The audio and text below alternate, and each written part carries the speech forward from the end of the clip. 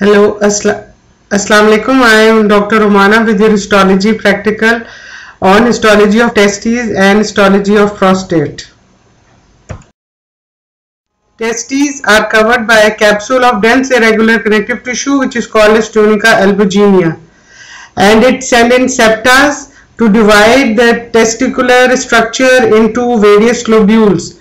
And they are about 250 to 350 pyramidal compartments which are called as testicular lobules. Now just below the tunica albuginea, which is the layer of the dense irregular connective tissue, there is a vascular layer which is called as the tunica vasculosa. Now the testicular lobules, as I have already told you, are about 250 to 330 pyramidal compartments, and each of them consists of about 1 to 4 highly coiled tubules, and those tubules are called as seminiferous tubules. These are actually the site for the gamete production.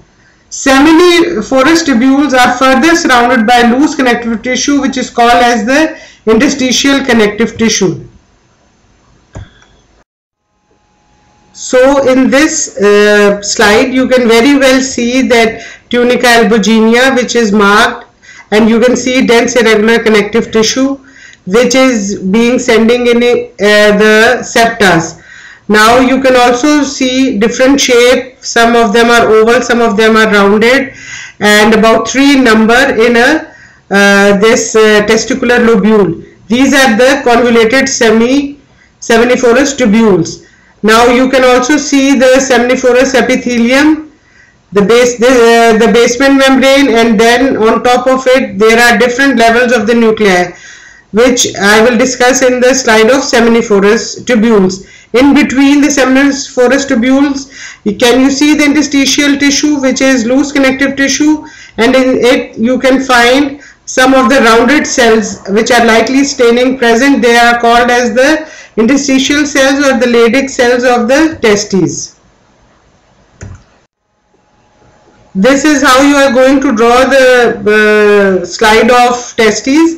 You can very well see that the topmost is the dense irregular connective tissue which is the capsule and tunica albuginea with the nuclei of the fibroblast. Then deep to it there is tunica albuginea with blood vessels. You can see venules, arterioles in it. So just deep to it, can you see the septas in which there are rounded cells which are present in the form of clusters? These are the Leydig cells of the testes. Then can you see the 3 in number seminiferous tubules which have got the nuclei at different levels, which are actually the stages of development of the spermatogonia. In between them you can see very tall columnar cell which are the Sartori cell, and towards the lumen there are present spermatids with the tails. So you will have to draw it in this form, if the testes and the seminiferous tubules. Now coming over to the seminiferous tubules, they produce and transport sperm cells inside the testes. It measures about 0.2 millimeter in diameter and about 50 centimeters in length. So that's why they have got a coil structure. When the seminiferous tubules are seen under the microscope, they appear as numerous cross and oblique sections. These tubules are lined by a complex seminiferous epithelium which is actually modified stratified cuboidal epithelium. This epithelium, as you can see in the slide of the seminiferous tubule, is resting on the basement membrane, and which surrounds the seminiferous tubule. Outside the basement membrane there is a thin layer of connective tissue containing smooth muscles. And what is the name of those smooth muscles? They are called as the myoid cells. Contraction of these smooth muscle cell will push the spermatozoa through the seminiferous tubules. This is another drawing of how you are going to see the testes. You can very well see the tunica albuginea, which is the dense irregular connective tissue, and the interstitial connective tissue.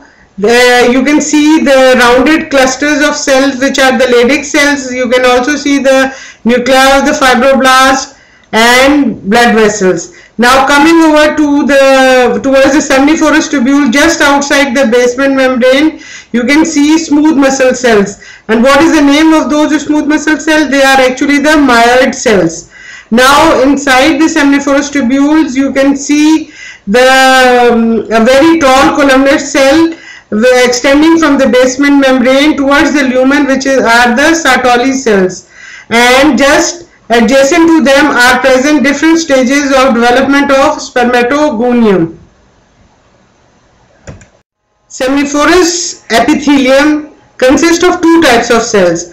They are the spermatogenic cells and the Sertoli cells. Spermatogenic cells, these form the stratified epithelium consisting of several layers of cells which are extending between the basal lamina and the lumen of the seminiferous tubules.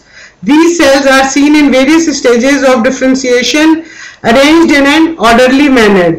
Usually 4 to 5 concentric layers of morphologically distinct spermatogenic cells are seen in various seminiferous tubules.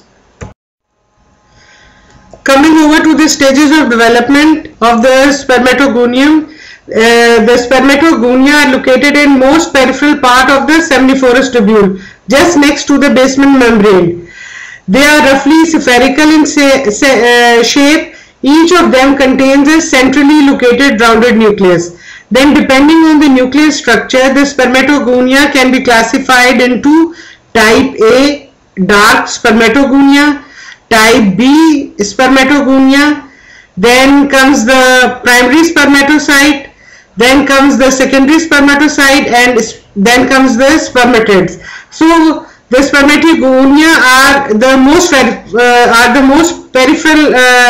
cells which are present in the most peripheral part of the seminiferous tubules. Now the type A dark spermatogonia, they contain an oval, darkly staining nucleus. That's why they are called as dark spermatogonia. They are actually the reserve cells and divide occasionally to maintain their own number and also give rise to type A pale spermatogonia. Then comes the type A pale spermatogonia. They contain a lightly staining vesicular nucleus, and these cells undergo regular mitotic division to produce other type A pale spermatogonia and as well as type B spermatogonia. Then comes the type B spermatogonia. They have got a spherical nucleus showing darkly staining clumps of chromatin located adjacent to the nuclear envelope. So mitotic division is occurring in the type B spermatogonia. They produce daughter cells, all of which differentiate into primary spermatocytes. Now the primary spermatocytes, they lie next to the spermatogonia. They are large cells having vesicular nucleus. They then divide into secondary spermatocytes. They are smaller cells that arise from the primary spermatocyte as the result of first meiotic division. So please remember that spermatogonium type A dark, type B pale, type B spermatogonia, and then the primary spermatocytes, they all have got are undergoing mitotic division. The secondary spermatocytes, which are smaller, here the first meiotic division is taking place. Then comes the spermatids, which are produced from the secondary spermatocytes by the second meiotic division. Please remember these stages of development, that in which of them mitosis is occurring and at which of the cells are showing the meiotic division. First meiosis and second meiotic division. There are another type of cells which are present in the seminiferous tubule. They are called as the Sertoli cells. They are actually tall columnar supporting cells. As I have shown you in the previous slides, you can see that they are so large that they are extending from the basal lamina to the lumen of the seminiferous tubules, interposed between the developing spermatogenic cells. And actually these Sertoli cells, they have the lateral wall of these cells are irregular and they exhibit cytoplasmic extension, which make contact with a similar extension from the neighboring Sertoli cells, and there are tight junctions present. This is usually asked in the viva also, that which type of connection is present, between junctions are present between these Sertoli cells, adjacent Sertoli cells. They are the tight junctions which are called as zonella occludens, are present where the lateral cytoplasmic extension of the Sertoli cell meet with those of the adjoining Sertoli cells. So by these extension and these tight junctions, two compartments in the seminiferous epithelium are seen, a basal compartment and an adluminal compartment. So the basal compartment contains pre-meiotic germ cells, that is spermatogonia and early primary spermatocytes, that is those cells where the mitosis is taking place. Now towards the adluminal compartment, we see meiotic population of the developing germ cells, which include the dividing primary spermatocytes, secondary spermatocytes and spermatids, and then the developing spermatozoa. So it is very important to note that the adluminal compartment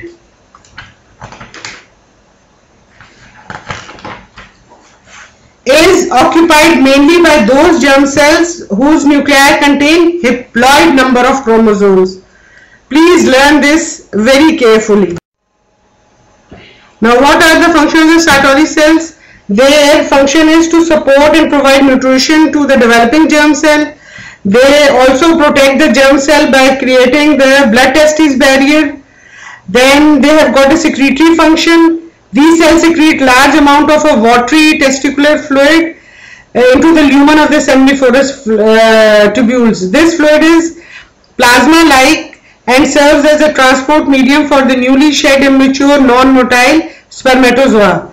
The Sertoli cell also synthesize and secrete a protein called as androgen binding protein, which concentrate testosterone in the adluminal compartment of the seminiferous tubule. Then it has got a phagocytic function. These Sertoli cells also act as scavengers and phagocytose the excess of cytoplasm of the spermatid, which is shed during the process of spermatogenesis as residual bodies. Now coming over to the blood-testis barrier, the tight junction which is present between the cytoplasmic processes of the neighboring Sertoli cells, the occluding junctions, they established a permeability barrier which is called as the blood-testis barrier between the basal and the adluminal compartment.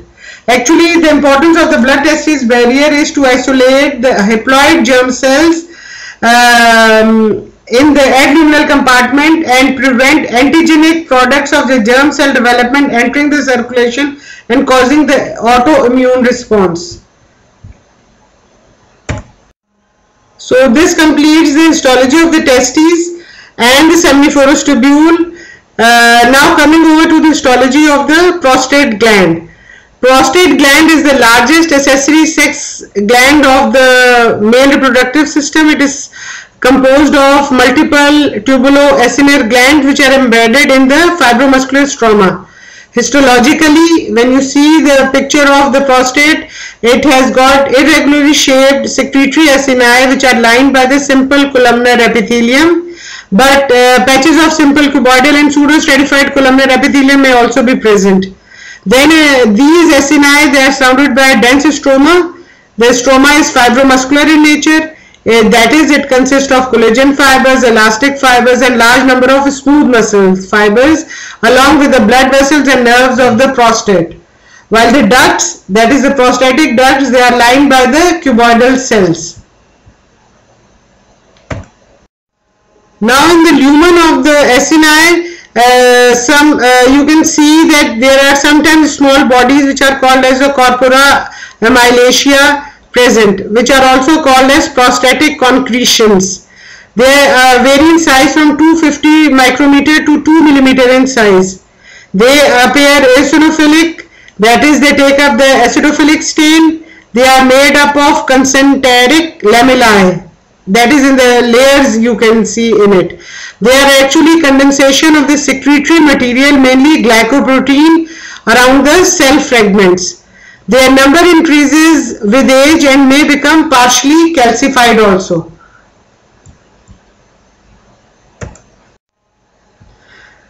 So in this diagram you can see that there is a capsule which is sending in septors, and you can see the tubuloacinar acini which are lined by the columnar cells, and in some places there are also cuboidal epithelium can be appreciated, and in another acini you can see the pseudostratified epithelium also. In the center of one of the acini you can see prostatic concretion, which are also called as corpora amylacea. So this is how, and in the fibromuscular stroma you can see the smooth muscles which are present for the contraction of the prostate gland. So this completes the male reproductive system.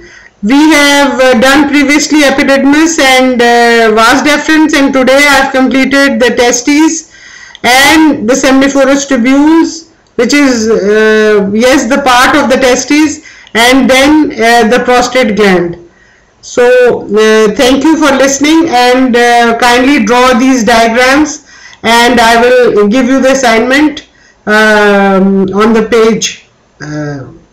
Okay, and have good time.